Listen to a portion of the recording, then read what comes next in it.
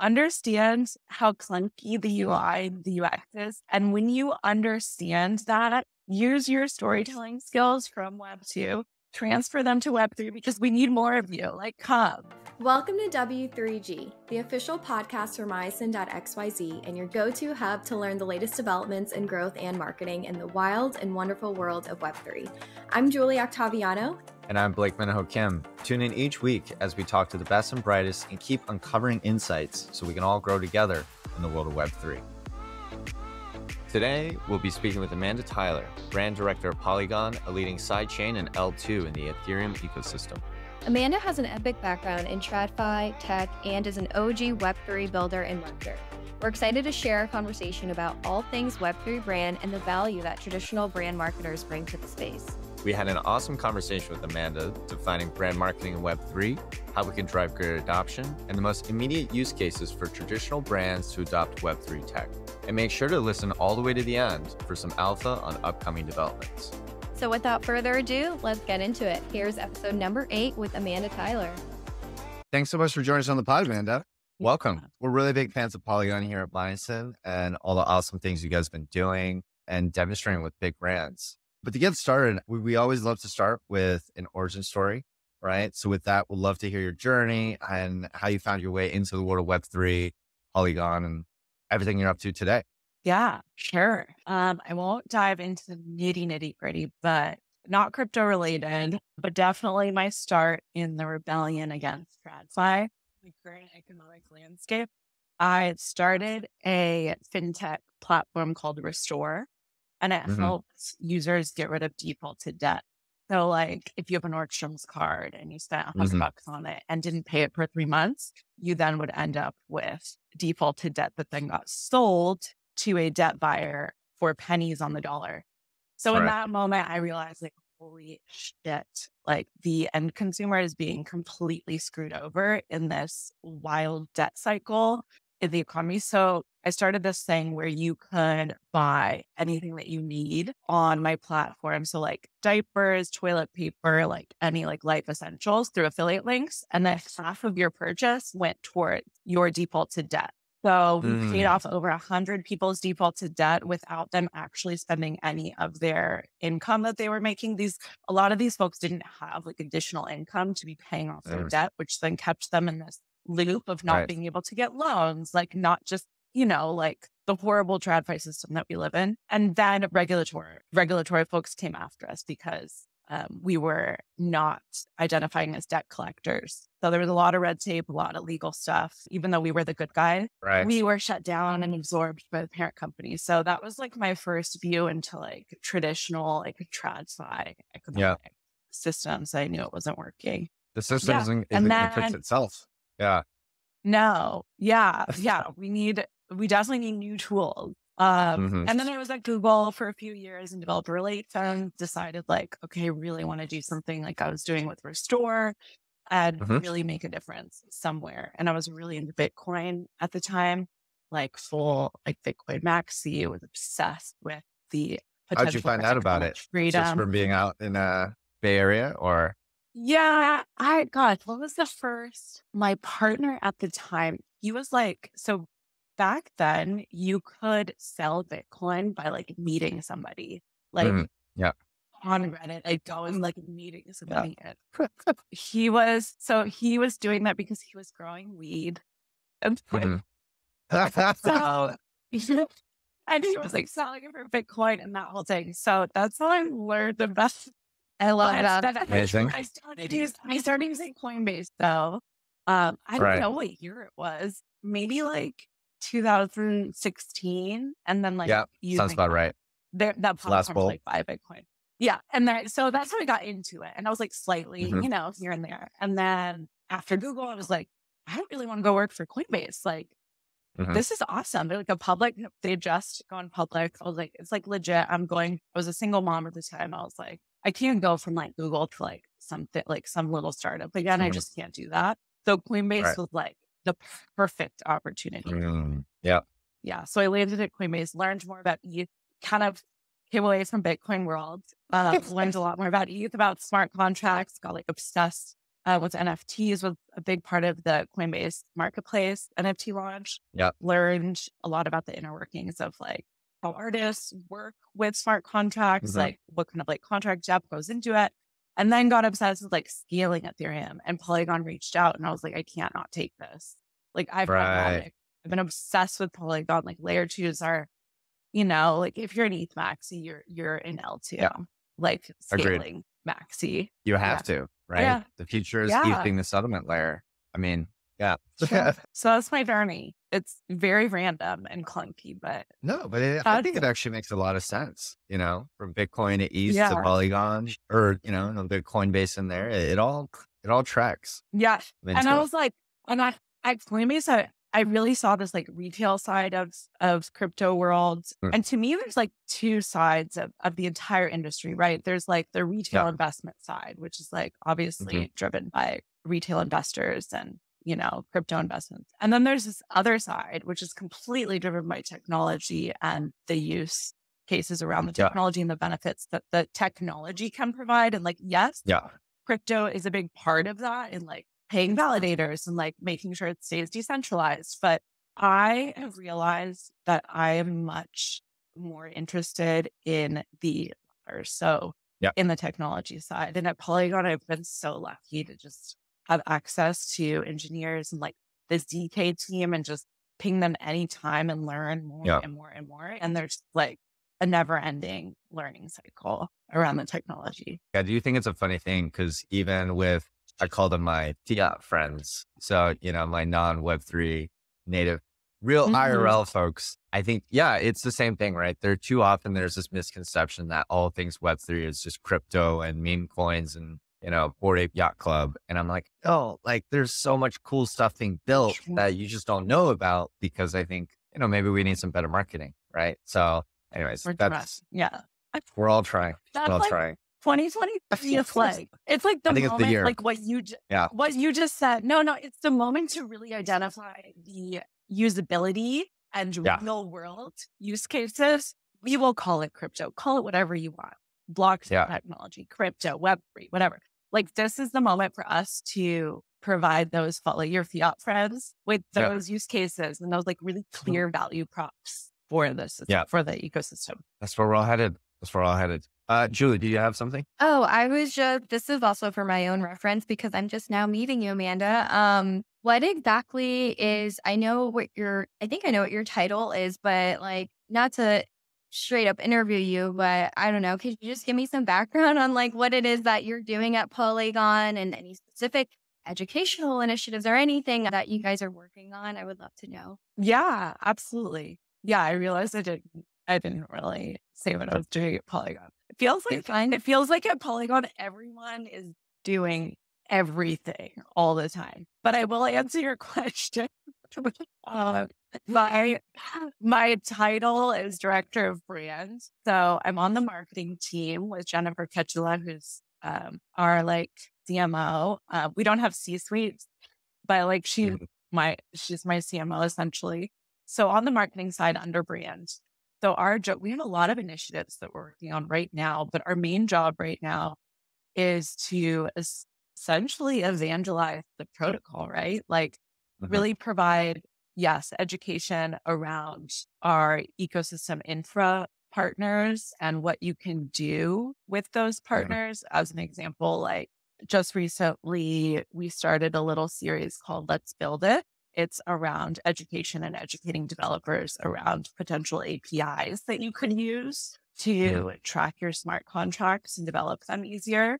So creating like bite-sized, nugget-sized content for developers to whether Web2 developers or Web3 developers to know what exists for them to build and create little stories around it so that it's, it's easier to understand. It's quick. The video is titled, I think, like build an NFT project in 5 minutes, like just as an example of the kind of work that we're doing. Also like partnerships, we're working through partnership stuff. Right now I have a little program. It's not publicized at all, but it's on the brand side. We're calling it a residency program for creators. And we're really being mindful about which creators we're onboarding. We want to showcase the ability to really experiment as a creator on Polygon, because with Ethereum, it's really difficult to experiment, right? Yeah. There's like just gas fees and, it's really not like an experimental layer. It's not for that. Yeah. So working on a program right now to like help people understand and brands understand, creators understand why building on Polygon might be beneficial for them. So I know that's a lot. We're doing a lot over here. Well, so that's actually really interesting, right? Because I think I would love to kind of zoom out for, I'm cognizant of the fact that, this is a marketing podcast and a lot of people are marketers, but I think there are a lot of people who I think may not quite understand the difference between, what brands really signifies, particularly within Web3, right? And how that differentiates from things like growth marketing or even content marketing or product marketing. There's so many like terms that are thrown around, but would love to kind of get your take, right? As someone who is a brand director, how do you define it? And then how does it apply very specifically to Polygon and what you guys are doing within Web3? Yeah, totally. Brand marketing is always like, I always just say I'm in marketing, like if anybody asks, but to answer your question, this is absolutely a podcast for marketers. And I think everybody should have a good idea of what a brand marketer is. So at a high level, a brand marketing's primary function is to get folks into the top of the funnel, right? So we call that awareness and consideration. So the funnel is pretty long. At the very bottom, that's where like performance marketing comes into play. So once we get folks into the top, it's essentially like perf-based marketing roles, job to get people to make the purchase or buy their first Bitcoin, if we're talking about my role at Coinbase. But like a brand marketer's job is really to tell the story of the brand, right? So also understanding like how we as human beings conceptualize ourselves based on what we want to purchase or what we want to have around us. Like everything we have around us is a choice that you make. Whether it's a D2C brand that's like, whatever, a fancy like face cream in Instagram that makes you feel good because you like the like minimalistic like product packaging. It's our job to understand what those little ticks are in your brain and in people's brain to get you to really like become an evangelist for the brand and to really build that awareness, again, top of funnel and consideration piece for the brand. So it's like a very nuanced, like there's a lot of things that go into it. I wanted to hear your take on it. Yeah. But at Polygon, so that's like the general definition, right? But I will answer this for Polygon. I don't really consider it traditional brand marketing at Polygon. I consider Polygon as a community brand. And that's like, it's like a term that is generalized. Like people use it. Yeah. And in people Web2, love community in Web3. Yeah. But like you think about it from like a protocol's perspective, as a brand, as a protocol, we're not like a D2C like thing. Yeah. We're not like Better Boot. Right. We're not like one thing. There are validators that own the brand. There are Matic token holders that own the brand. There are so many stakeholders. So many stakeholders. So the Polygon brand goes way beyond what's being like sold. We want to be able to like set it off to sea one day. Yeah. And say bye. And all of the Polygon Labs employees bounce and move on to something else because it's out at sea doing what it needs to do as a brand because it is so unbelievably supported by the validators, all the stakeholders, all the people. So that's the goal for the Polygon brand. And I don't even consider it I don't know. Maybe it's a house of brands or it's a, no, it's a community brand. It's anything. All right, there we go. I love it. I love it. So your capacity at Coinbase, the question I'm ultimately getting at is traditional brand marketing, obviously it's different with Polygon. Would you say it's different in general within Web3? And what I was going to preface that by saying is, did you work in the same sort of capacity as a brand marketer at Coinbase? And does that differentiation between brand marketing in Web2 versus at Coinbase versus at Polygon, like, is it different? How is it different? Is it just different within Web3? Is it just different within certain parts of the ecosystem of Web3? How does that that traditional breakdown definition of brand marketing transfer over into this space? Well, I'm still learning every single day how that transitions over. Remember when I spoke about the funnel? So at Coinbase, it was a very clear funnel, right? Like there was turf-based marketing, which I was not my team, right? But they were like the holy grail of marketing because any dollar that was spent by them was then attributed to the stakeholders in public companies, and shareholders and things. So community-based. Not community-based. Yeah.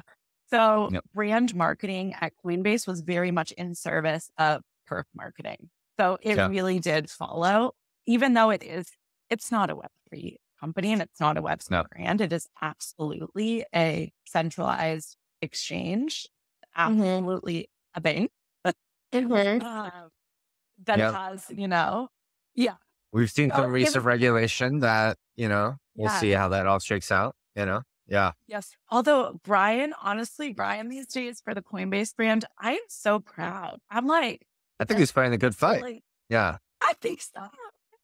Yeah, he's great. He's great for the brand. Anyways, okay. So how it's different at Polygon and like truly in Web3, that marketing funnel, no, it's complete.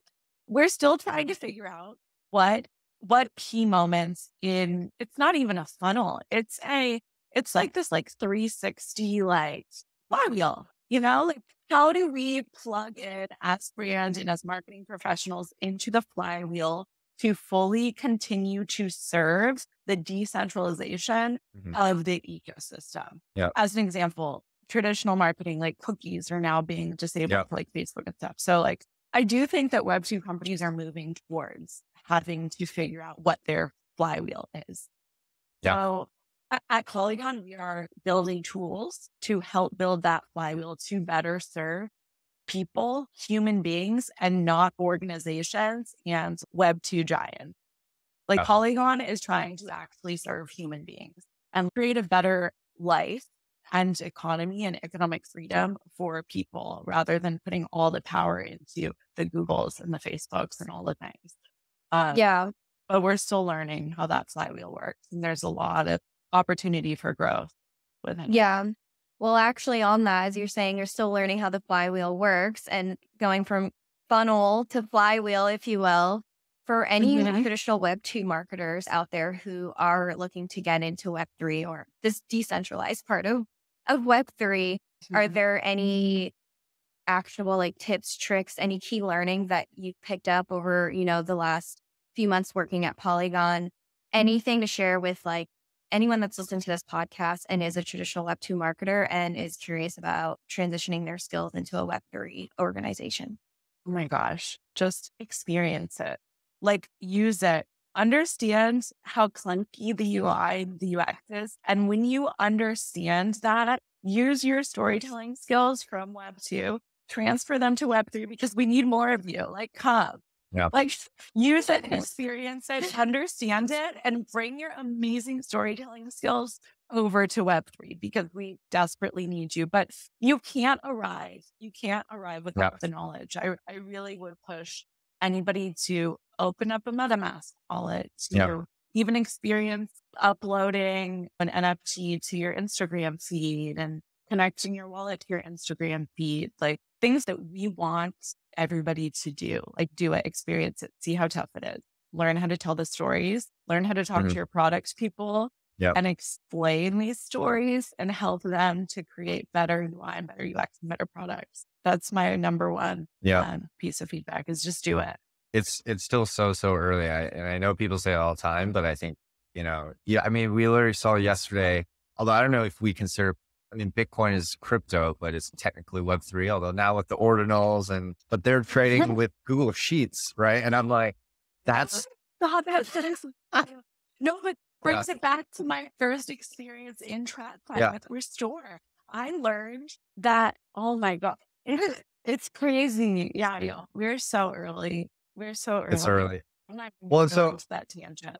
So with that, actually, we are going to go dive deeper into that tangent because I'm curious about, I think commence tangent. Commence tangent. I think one of the things you're doing, right, is talking to partnerships and probably talking to a lot of Web2 brands and companies, right? So would love to understand from their perspective, right? Something I see all the time is like, it feels like within Web3, we're trying to sell skis to people who don't even know why they want to ski. You know, they're still trying to figure out, what is this thing? How does it work? But we're just like pushing products on them.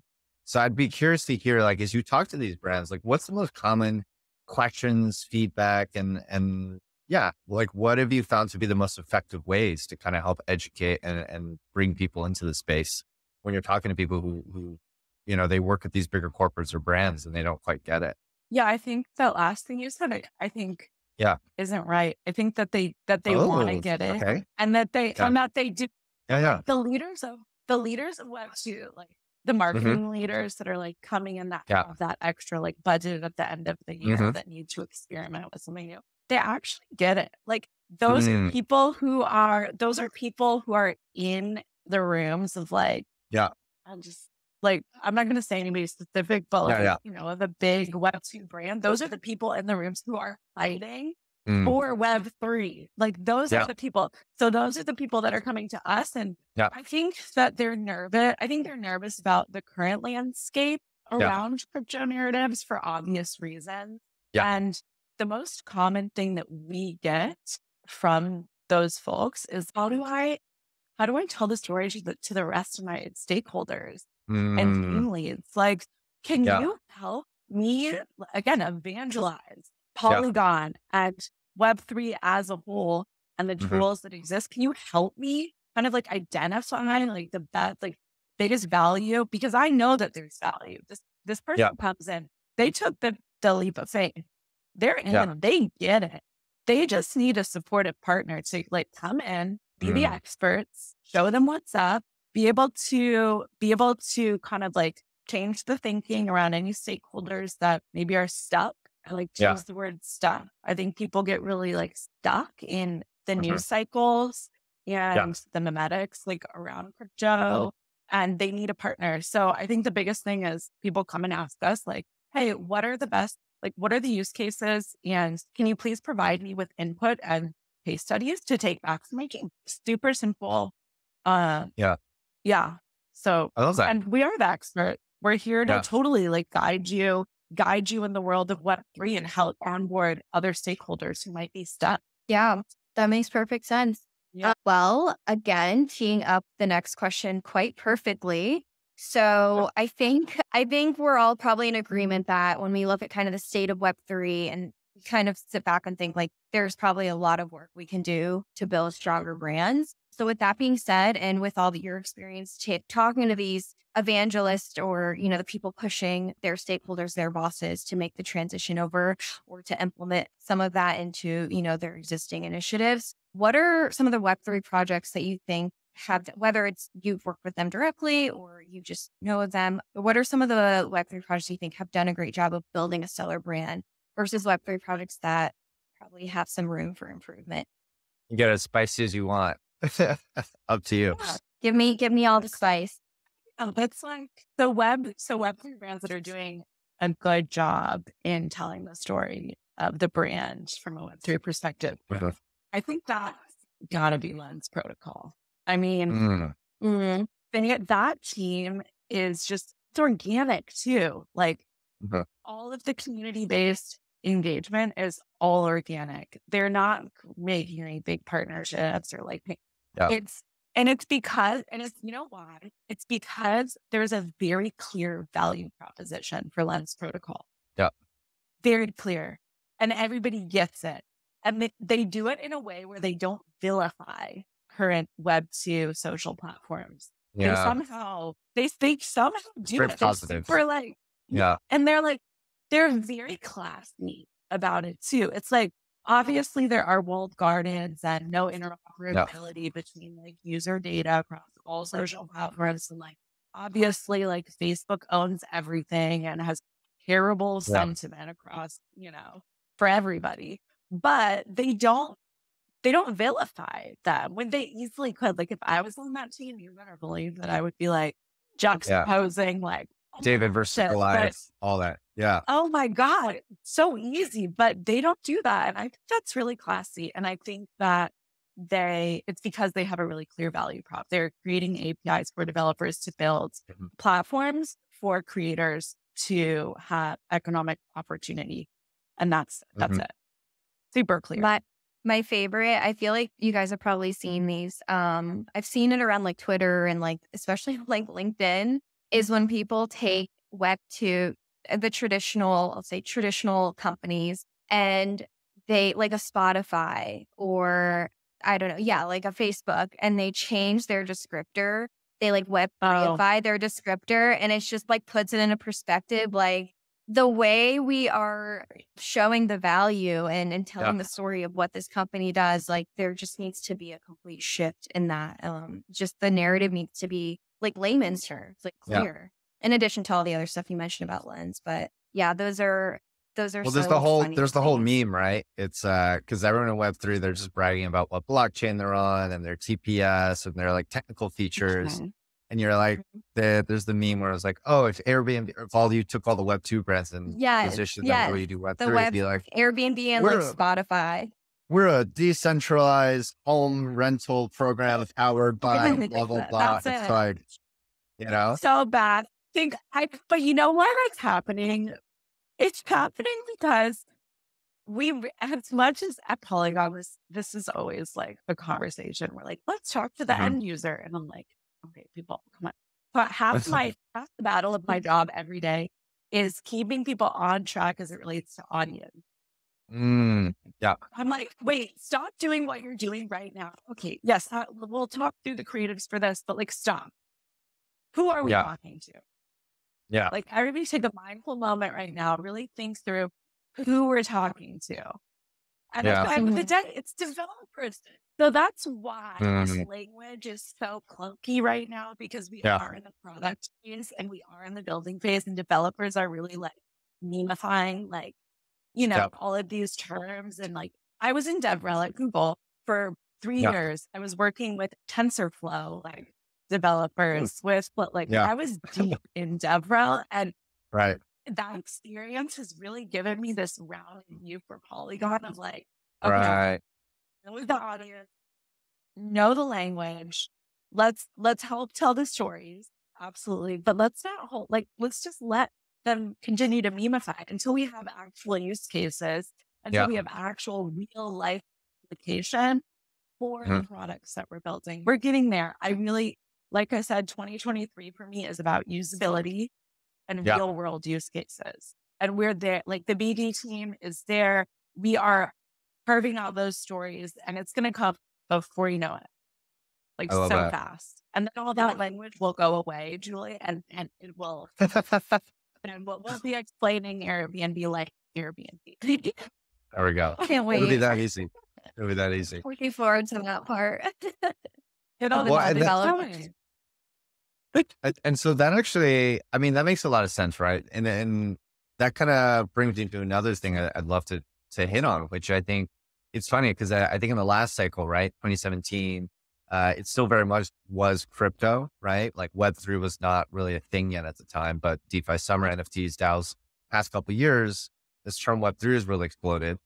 But I think, and kind of like what we're talking about right now, it sounds like, and I mean, it's true, right? Like there's so many stakeholders, there's so many people that need to build things before we even get to the end users. But I'd love to, I guess, number one, like get your hot take on your feelings on the term Web3 itself, number one. So how do you feel about that today? And do you think it's actually a good term for what we're up to and the branding and the narrative?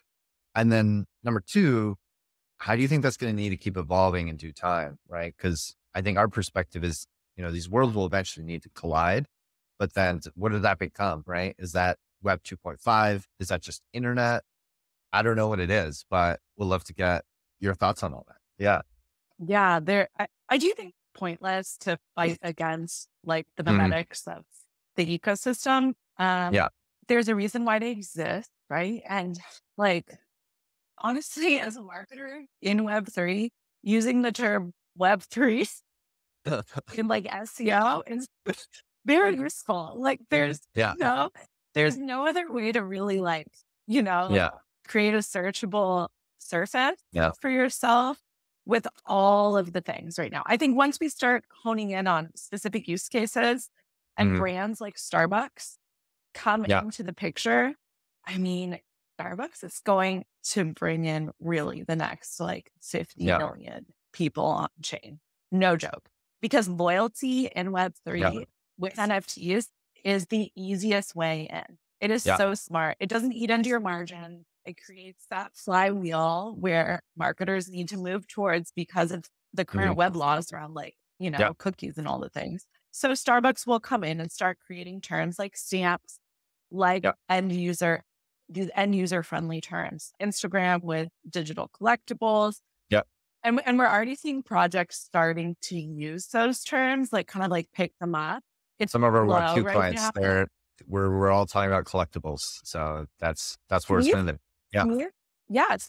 So it's a complicated path because as a protocol, like at Polygon, we need to build tools that enable these brands to then deliver working functional product to end users so that they can name the utility, right? So like we're getting there. Starbucks is a great example around stamps. We're providing them with the runway and giving them the path and tools to create this utility and function for loyalty.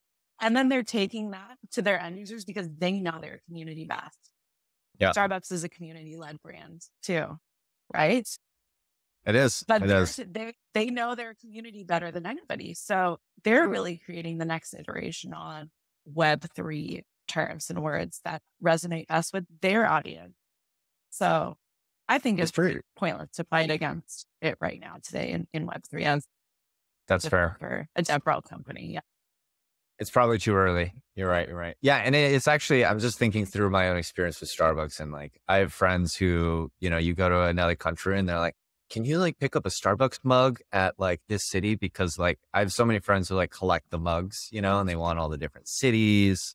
So with that, it actually makes a lot of sense, right? Like with the stamps. I thought that was just my mom. That was just like my mom's demo, but I love seeing apparently not. Like, a lot of people, they're really it's a fun as well.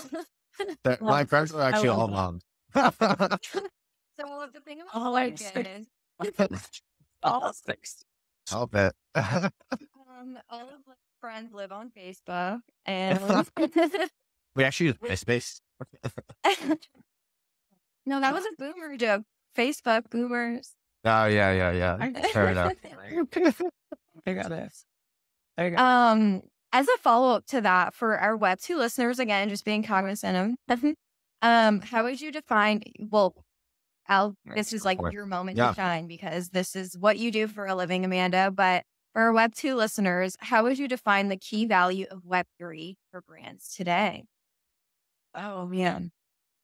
There's a lot to unpack. But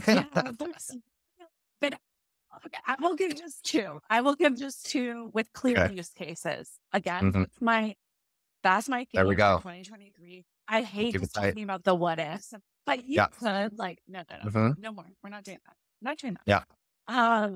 So number one, for a Web2 marketer, I think the ability to create interoperable, I know that's a Jeff term, so I will explain it. Interoperable experiences between your brand and another brand that has very similar communities is number one. So I will give an example. So you are Nike.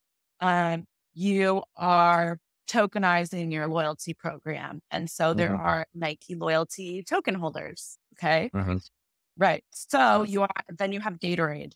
This is what interoperability is. Two brands, right?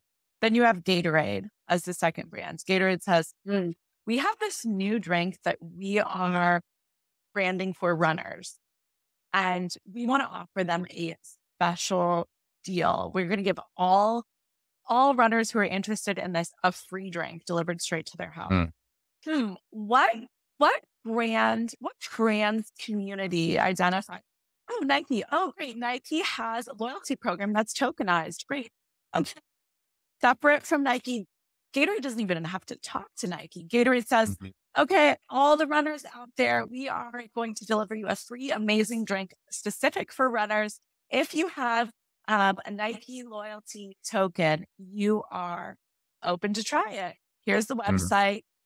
Use your token, get it. That's interoperability between brands. I think it's very, very powerful. It creates this tribal, this like open tribal, interoperable ecosystem, right? And then the second thing is obvious. And just to add to that, right? Like just adding to the benefits, right? Like in terms of as a marketer, just like supporting it, right? It's brand building is inherently community driven, right? So the fact that you can share those things, it's a lot more efficient on ad spend, marketing, like your dollars go a much further way if it's truly community driven, right? So just adding to that. Yeah, it doesn't cut into your margin. It's you're piggybacking on, and it's in service again to people. It's not in service to a conglomerate, like a huge organization. It's in service to people. You're a runner. You will be interested in this. If you are interested, prove you're a runner and come on in and get the free drink. Second one is loyalty. Like I think we've said this multiple times. I keep pushing this as usability case across everything, creating that moment for the flywheel with loyalty rewards, tokenizing loyalty rewards, being able to sell and trade loyalty rewards. That's number two. I think if you're a marketer in Web 2, you absolutely should learn more about loyalty driven programs that are tokenized. Just get on Google right now and search Web3 loyalty program right now. Go look and learn about it. This is actually something interesting because actually one of your colleagues, Sachi, she had a tweet the other day, and I was like processing it, and it makes a lot of sense. Which I think she had a point of view around the fact that yes, I agree, tokenized loyalty definitely the future, but it's such an interesting space right now because it feels like there's so many new companies trying to tackle that, but because it's such a commoditized offer, we're in this weird space where like every corporate seems to have like their own, it's universally, it's interoperable, but it's like there are all these different players working with different corporates to bring on tokenized loyalty. But then, I mean, at the end of the day, I guess these systems are compatible because it's built on blockchain, but then there's still the Web 2 parts on top where they're kind of commoditized and then not necessarily talking to each other as well as they could. So it's such a weird thing, right? I'm just thinking out loud. Sachi's great. I love her. I love her content. I love paying them. She's the best. She's the best takes. I think right now, the interoperability is, it could be clear at the top. You got to start somewhere. You got to start somewhere. And I think eventually there will be marketplaces that exist where that interoperability will become very clear, and it'll kind of like break, it'll like break those borders down inherently, because it is. Maybe that's the next play. Technology. Let everyone else do the tokenized loyalty programs. We just got to go build the marketplace. Build a marketplace for it. Yeah. That's good. There we go. That's Uh-oh. All right. I'm going to have to apply for Polygon grant. We're going to go set it up and we'll do it together. Let's go. Let's go. There's one more question, or I guess piece of advice we'd love for you to kind of give some of our listeners, right? So for our Web3 native folks, right, who may be listening and they're trying to learn more about how to be a better marketer or think through their brands.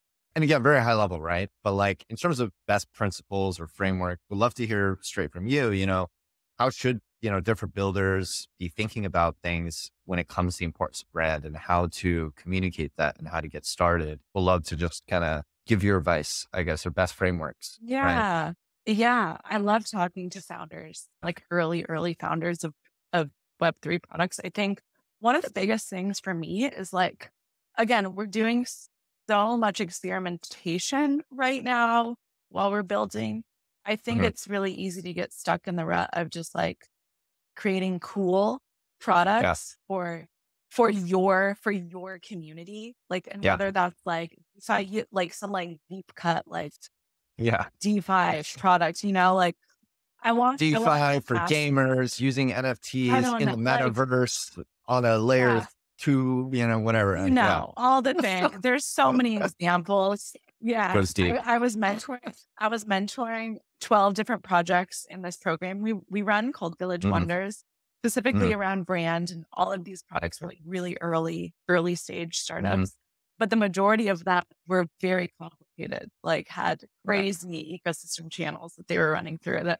So we started simplifying together, like in our one-on-ones, like we started simplifying and starting from like the story of the product. Like, what is the story? What are you actually trying to solve? And then I think it's really easy to get in the rut to create these cool products when really we need developers creating impactful and useful products for people that will help increase mass adoption. If you ask anybody in the space, like, what is your goal? Like, my goal is to educate and increase self-custody, like whether that is for crypto or token, whatever it is. Yeah. For more people. And you can only do that if you create usable products that create impact. And I think that's a big question you ask yourself. Like, could you explain it to your mom? Could you explain the problem you're solving to your mom? At a high level. If not, we don't need it right now. Let's please like move on. Let's move on to something else. You know? That was something that we just spoke to Evan at Disco. And she was like, people like things or products that do stuff, you know, that do stuff for them. It's just, it sounds so basic, but yeah, sometimes I feel like if you take a step back, you could see that like we've gone too far down these like niche too far down the rabbit hole with some of these, with some of these things being developed. And then that leads me back to the point of Airbnb explained in terms of like for devs and stuff for like my mom. It's not helping. And these people are so smart that are building these products, and it's like, let's build for more people. Open your audience, cast a wide net. Your nets are really small. The audience for your net is really small. You're only going to catch a few fish. You're preaching to the choir. We talk about this every day. It's like Web3, we all love it. It's like here, the rest of the world's here. Why are you building for all the other people here? Which is cool, but like, we're all going to be much happier in every respect in terms of impact. If you care about when moon happens when everyone else comes here. If you want impacts, that all comes when it comes here. Like, we only succeed as an industry if everyone else is coming in. So same page, preaching to the choir. Absolutely. Amazing. So I think we are wrapping up on time. So I think, Julie, should we do rapid fire questions and get into it? Yeah, sure. Yeah, I'll kick things off. So as the name indicates, we have this quick segment called rapid fire questions. I think it's 3 or 4 questions in total. We ask them as quickly as you can, just respond, whatever comes to mind immediately. So with that, the first one being Web3 project, not including Polygon or anything you're working on, that you're most bullish on. And you already said Lens, so give us something else. I already said Lens that I'm working on. Lens is really Lens is really my favorite right now. I would have to say Starbucks. So it is going to be so impactful. It's a big deal. Yeah. It is a huge deal. And I feel like we don't talk about it enough, like on crypto Twitter, on all, like we're not driving that story like we should be.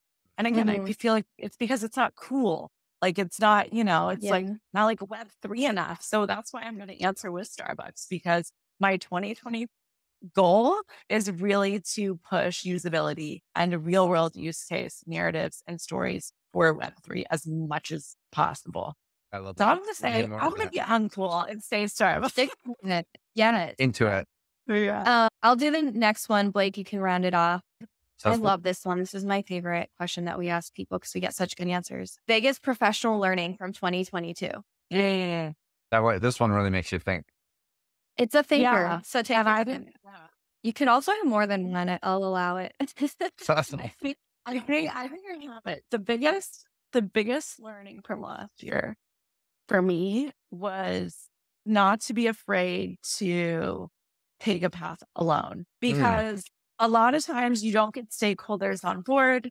Not a lot, but like sometimes you don't get stakeholders on board. You don't get people rallying around an idea. And if you really believe in that idea, I think it's important to stick to your guns and stay on that path. And even if you're the only independent contributor doing the work for whatever it is, you will get people rallying behind you because of your conviction. It's happened multiple times for me in 2022. And I think it's just really important to, if you believe in something, stick to your guns and do the work and put the work in if you really believe in it. And the rest will follow and more help will come. Yeah. I think that's probably it. I love that. That's a I really really nice like one. that. Yeah. Have conviction, do the hard work, and people will follow if it makes sense. Yeah. Yeah, absolutely. I'm into that. I'm into that. Believe in yourself. Yeah. Yeah. My two are not quite as beautiful, but they're fun. So the next two. What so, else? well, What are yours? So, oh no. Oh, biggest professional learning. Oh, Yeah. okay. I do want to know this. Blake, tell us. For me, Yes. I think, I mean, it's actually, I hate to say it, but it's pretty similar because I think growing a service DAO and building a DAO in a community from nothing was definitely, I've done a lot of early stage building and venture and that type of stuff in the past, but this was like a whole new challenge. How do we bring on high quality folks? And the metaphor I always use in terms of building our community has been, and I guess it's like, it's a little vulgar, so I'll tone it down. It's basically, you're just taking mud at the wall and you just have to keep throwing at the wall until you see what's Mud. Oh, it's mud. Yeah, mud. It's mud. It's mud. Yeah. I mean, I'll just go on and say, yeah, you throw shit at the wall to see what sticks, right? But Experiment. Yeah. yeah, but then the cool part is like some stuff does stick. And then you're like, wow, maybe that's something good. And then you just have to keep doing it and you rinse and repeat. Because when I think about our community for Bison and where we were just a year ago, it's a very different group of people. And I think the quality of the people has gone up almost exponentially over time, but these things take time to build. So it's just constantly trying. Even if you have 80% drop off when you bring people on, those 20% that stay are the ones, the good folks like Julie that we brought on in July, Julie's been awesome. So we just kept doing it. And I think we're at this very incredible inflection point for us where, yeah, you just got to keep trying it. So I think it's actually very much a different take on what you just said, which is just have conviction and do it. And if it's a good thing, they'll see it, and they'll believe and follow. They will come. They'll come. And they will come. It resonates. Yeah. I'm into it. Julie, do you have anything? Thanks for sharing, Blake. I knew you were going to do that. 100%. Yeah. I'm not going to let you off. I was like, there's no way he's going to let me get off the hook with that one. Mine would have to be, I don't know if this is like the best one, but it's the first one that comes to mind is, well, hold on. Let me think about it for a second. I think that I not to try to answer the same answers as you guys, but maybe it's like it is the same, but a slightly different version. And Blake and I and Simon have talked about it because we set New Year's professional resolutions at the start of the year. And mine was to be more outspoken, or not even be more outspoken, but if I see something, say something. If I have an opinion on something, don't be afraid to, or if I want to challenge something, don't be afraid to voice that. And that's both like a personal and like a professional learning. And so, yeah, you come to find that when you do, even if you're kind of going against the grain by doing that, 9 times out of 10, it's helpful in some way, whether it leads to a very healthy discussion or it contributes a different point of view that no one would have thought about if it weren't for you saying that. So yeah, that's my We love it. Learning. I love that. I love it. I see a really common thread that ties us all, and we're all in a similar, we're all in the ecosystem, but it's essentially just not giving up, just fucking go. Just go and don't stop being. Yes, it's a very common thread. Don't stop. Believe what you believe to be true, and just do not stop. Journey it up. Don't stop believing.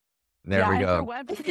They will need not having the web too. Like anybody wanting to experience this Yep. new world. It's like you got to just keep going. You can't stop. You got to keep learning. You have to push yourself. You have to get uncomfortable. You won't know Yep. what you're doing, and be okay with that. That's the thing that's the thing that gets me going every day is, I spent almost a decade building in regular tech. And I think towards the end of that, we were building new companies every day. And then I was looking at the space. I was like, how much more innovation can we really do around, like, how many more apps do we really need, on the smart, like there's only so much, of course, there's always more innovation that can happen. Right. But I think really like where we are in Web3, and I think we all believe this, right? Like this is where the internet and the future of digital is headed.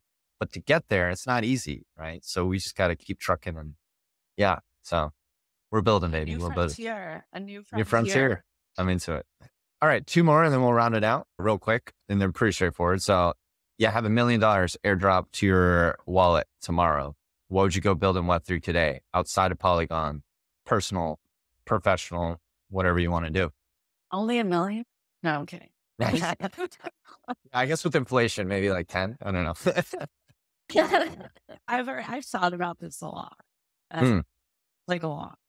A system that lets, like an affiliate marketing program using smart contracts. So to me, it's really frustrating a lot. Like as a community brand marketer, not being able to directly, like pass reward out to like evangelists or like community members or like, folks, and being able to, it doesn't exist right now. And I've talked to the Inch team. I've talked to people about doing it. It's possible. It's just nobody's taking the time to do it right now. There are some on-chain affiliate programs that I can send your way, but yeah. Nobody, but it's like clunky and there's Austin Kane, who's now leaving Polygon for Spindle. So I think he's going to be working on this. I've chatted at length with him about it, but I would just spend all my time, all my wasted moments on this. This is what we need to evangelize new folks in the community. This is what we need. The Web3 growth stack is very nascent, and we're doing some stuff there as well. So, and I was talking to Austin the other day. Amazing. Tell me, wait, really? Yeah. He's all about this stuff and like proving ROI on chain and passing down. Yes. Yeah. Yes, it's critical. So I would love to hear about it too at some point. Yeah. I'll follow up. We'll have an offline conversation, but we're building some cool stuff. So we'll catch up on that. Amazing. Last one. Craziest predictions in Web3 for end of year 2023. December, it's Christmas. You're at home. You're reflecting at the end of this year. Where do you think we're going to be? What's the craziest shit that you think is going to happen? I mean, some stuff has already happened, I guess, this year, but it always changes. Things, right? It could be good. It could be bad. It's however you want it to feel crazy. We've had people answer like extremely negative things. Yeah. Could be great. Terrible. Yeah. Well, I'm an optimist, like through and through. So love that.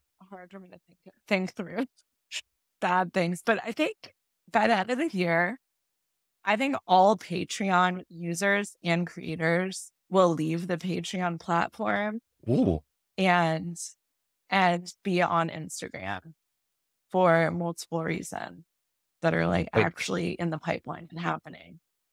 Yeah, I believe that. Okay. I really believe that. I believe that Instagram will be the new like creator economy, like Patreon, like interesting place and platform.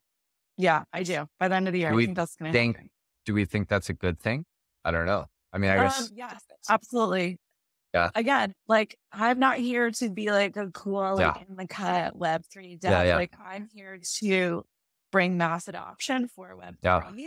And that's where the users are right now. And hey, if it works and interoperability really becomes a thing, which it will, there's no reason why people will have to stay on Instagram. Yeah. Like we just have to get we have to get their foot in the door.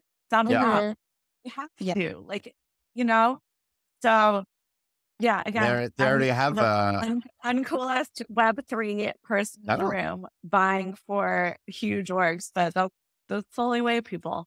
Adoption is the path forward, right? We need to build where the people are. So there's that. Exactly. And that's where they are. Yes. Yeah. So they're using, I think Instagram has Polygon NFTs, don't they? Oh, I right. think they Yeah. might. Absolutely, they do. Yeah. I was like, whoa. Interesting.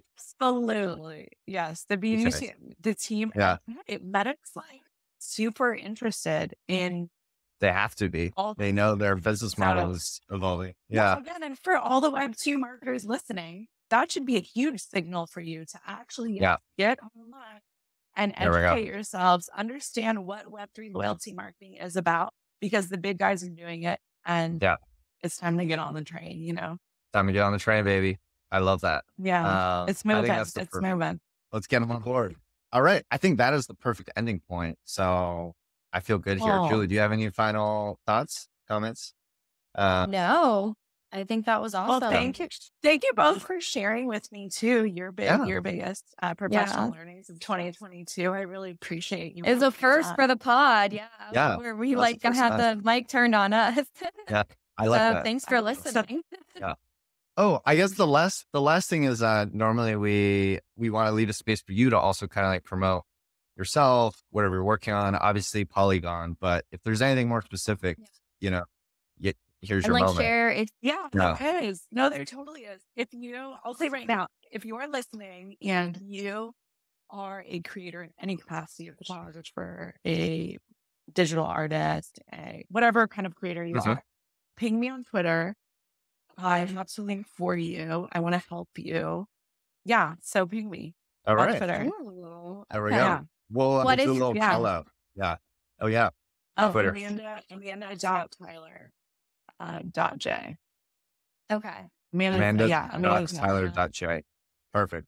Yes, please send them over. I'm looking for artists who are down to experiment. So, cool. Yeah. All right. Polygon. What is Polygon.technology?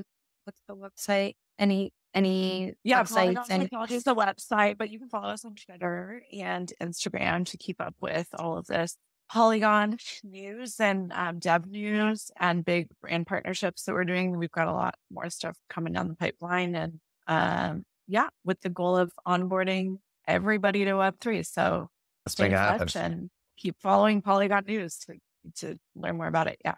All right. Cool. Yeah. I'm into it. Thank you so much. Thanks so much. Yeah. Thanks it so was so much. nice. Yeah. Have a good Friday. Right. Have you a great too. weekend. All right. Bye. Thanks so much. Bye. Bye. We hope you enjoyed this episode of W3G. If you'd like to learn more about Web3 marketing, please visit myosin.xyz to get started. And of course, if you're a fan of the show, please be sure to show us your support by subscribing and leaving us a review on Apple Podcasts, Spotify, or whatever platform you're using to tune in. Thank you so much for listening, and we'll see you next time.